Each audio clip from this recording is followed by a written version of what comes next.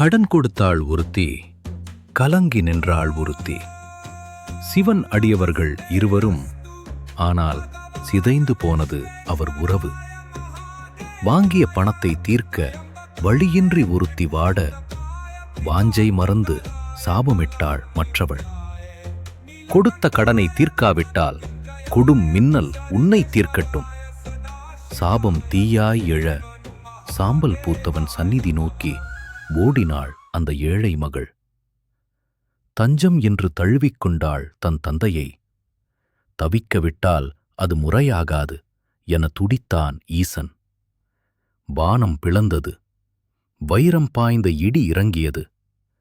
பக்தையின் வாக்கை பொய்யாக்க வழியில்லை, பாவையின் உயிரை பறிக்க மனமில்லை. தன் தலை சாய்த்தான் தந்தை, தன்மேல் ஏற்றான் அந்த தழல் வீசும் அடியை. இணையிலாத் தந்தை இங்கே வடுவோடு நின்றான். பிள்ளை பிணி தீர்க்கத் தன் மேனி சிதைத்த அதிச்சநல்லூர் இடி விழுந்த பெருமான். வரலாறு பொய்யல்ல, வடுவே அதற்கு சாட்சி.